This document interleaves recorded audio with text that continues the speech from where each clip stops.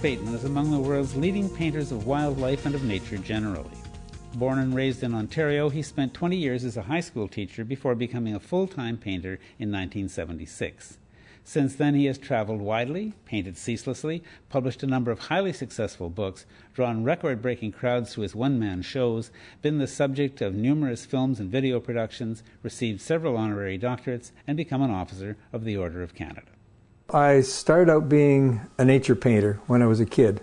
All little kids like to paint, you know, when they're little kids, and all little kids like nature. But most normal human beings grow up around the age of 12 or 13 and go on to more mature things, and I just have not yet reached that stage. I guess it's too late. I'm not going to grow up now.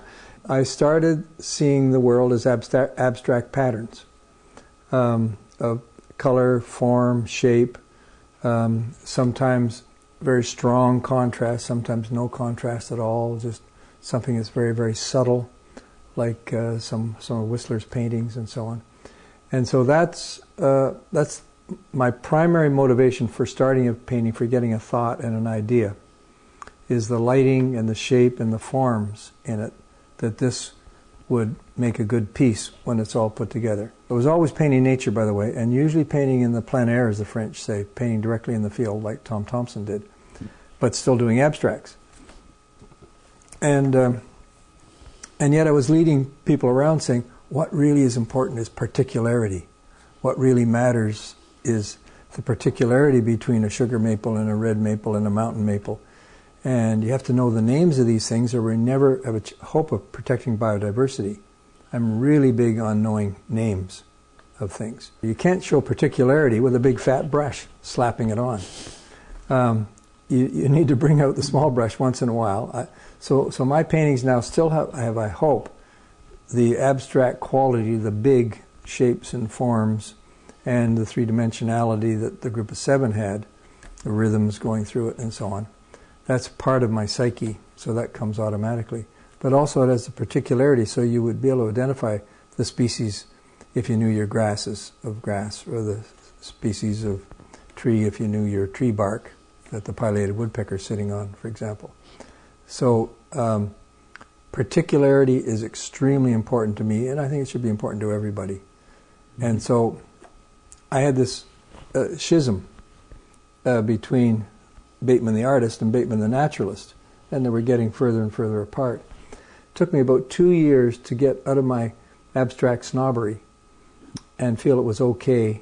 You know, I started tentatively doing it, and by the age of 32 I was fully into what I'm doing now, and it's the only style. People sometimes say, well, you're going to change your style.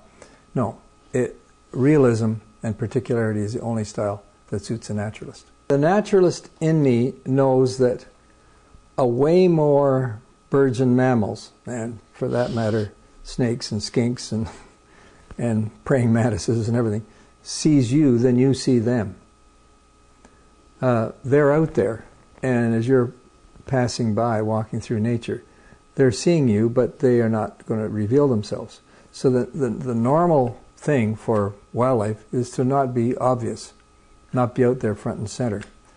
And a certain part of me has a little bit of aversion to the kind of obvious, well, for example, Field and Stream cover like a target white-tailed deer that's standing there proudly. Now, I've done proud, obvious, big animals, but I consider myself an ecological painter. So how does the animal fit into the habitat? And I think I always make the habitat suit the creature. And a lot of the time, I don't want the creature to be obvious. I want the habitat to dominate.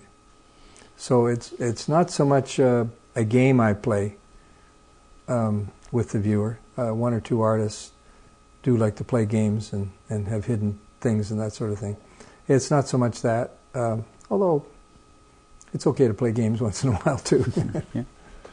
Yeah, but it's it's really placement of the animal, or emphasizing the ecology and how the animal fits into the environment. You've done a whole book on habitat.